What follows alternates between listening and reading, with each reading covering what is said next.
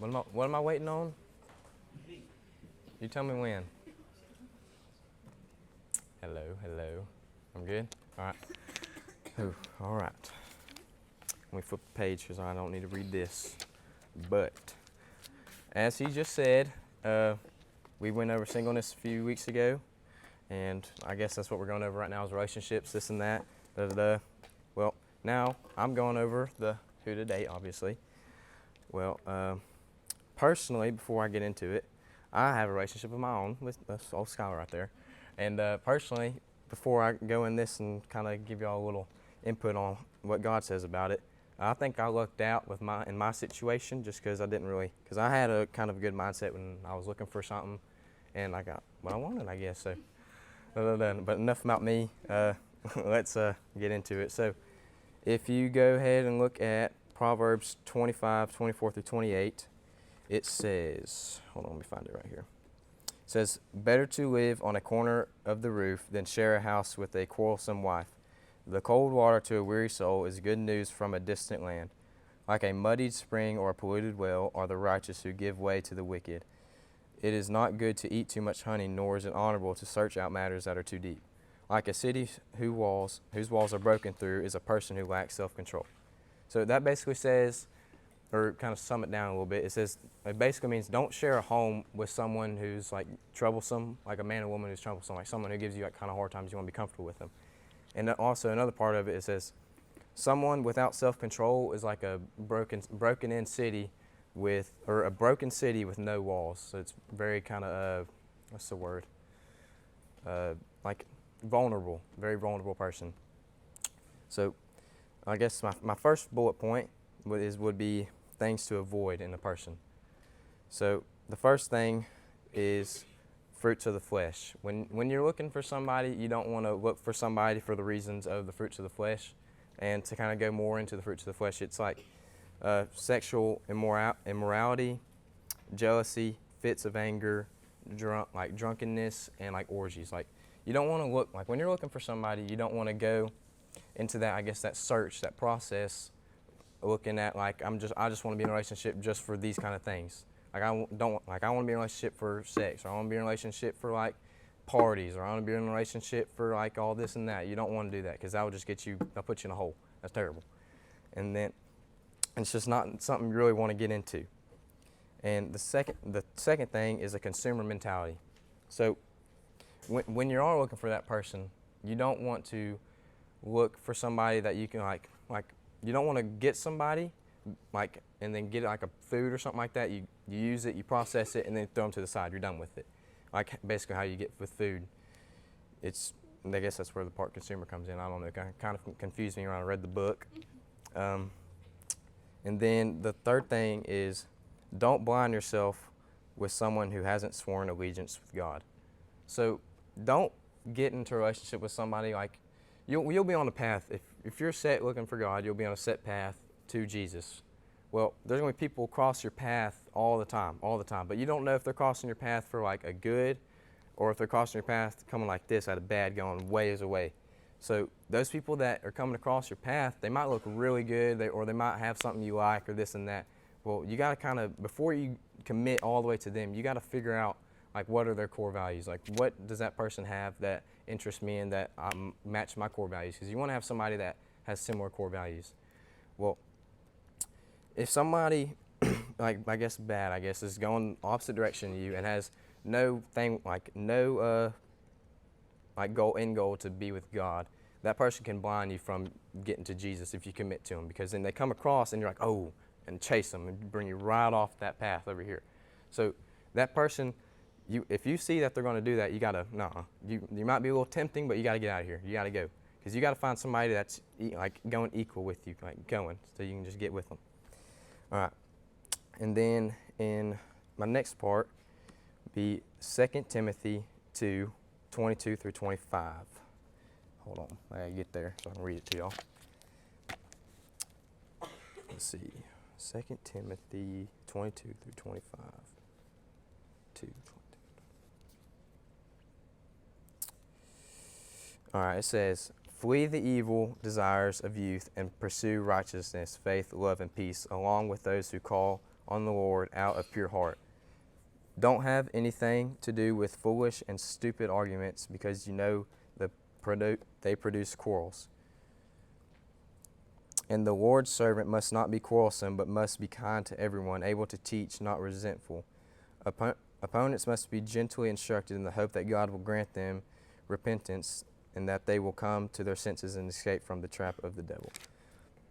So it says, basically it says, don't pursue lust, but pursue faith, love, peace, etc. That stuff, basically fruits of the Spirit.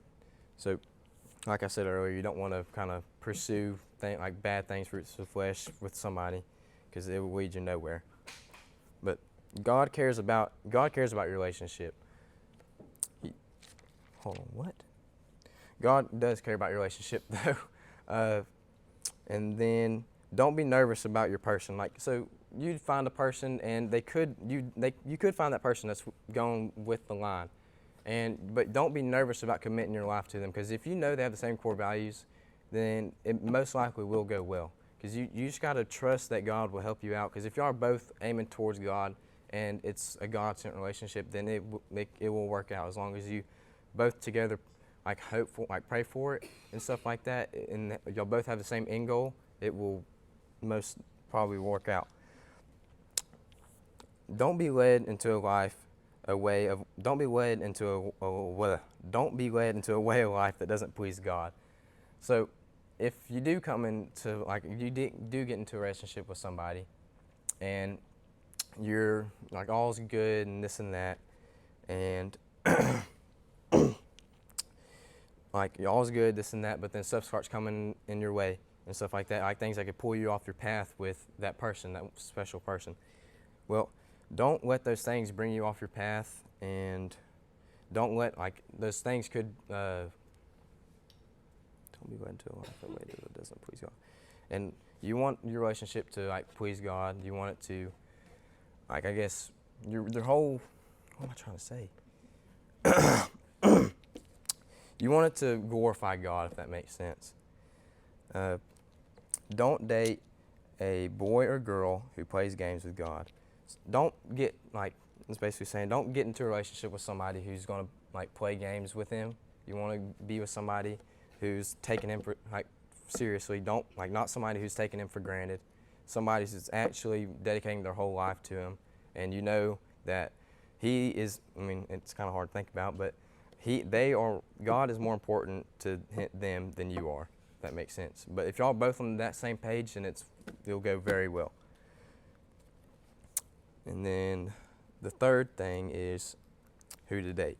These are kind of, I guess, traits and stuff like that on who to date and that kind of good stuff. So Psalms 1:1-3 says, give me a second. It says, "Blessed is the one who does not walk in the step with the wicked, or stand in the way that sinners take, or sit in the company of mockers. But those who delight is in the law of the Lord, and who meditates on his law day and night. The person is like a tree planted by streams of water, which yields its fruit in the season, and whose leaf does not wither. Whatever they do prospers." So that basically, the way I kind of interpreted it is, when you don't want to anchor yourself into things that shift around a lot, like things that are kind of like questionable, that are bound to move.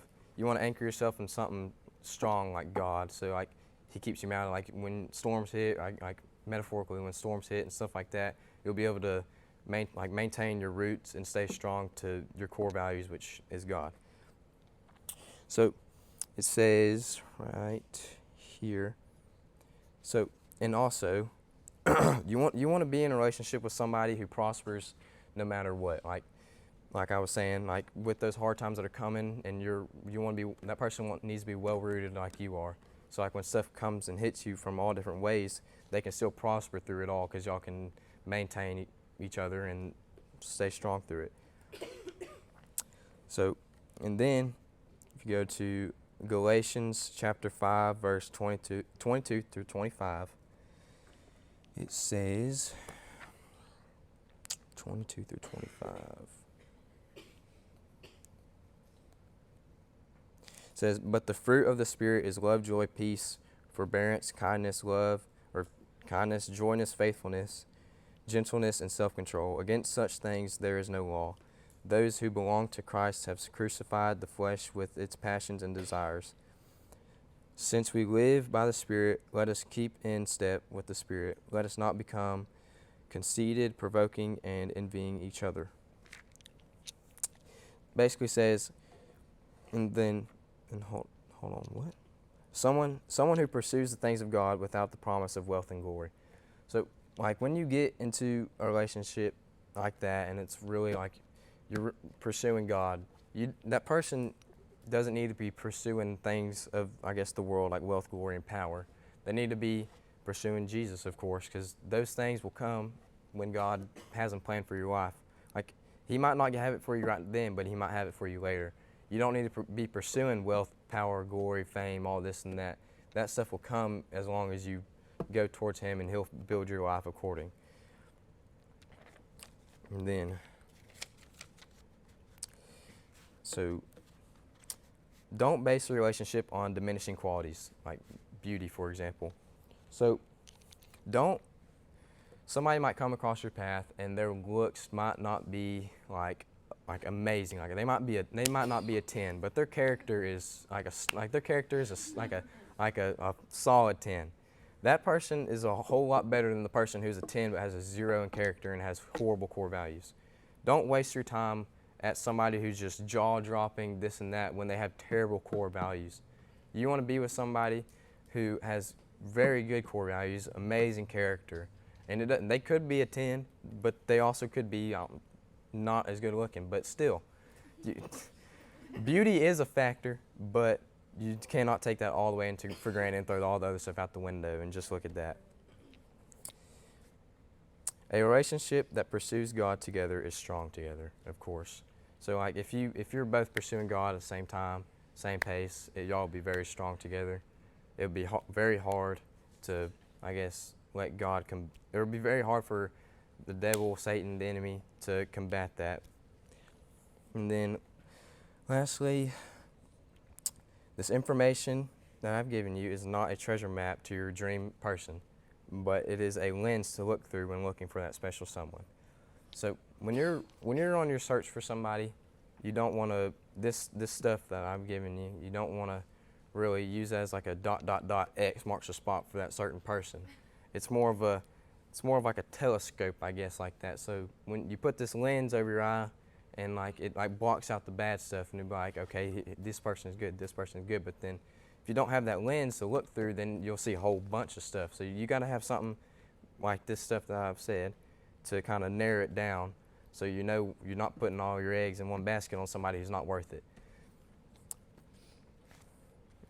That's all I got. Good job, Dustin. I appreciate it. Thank you. I tried.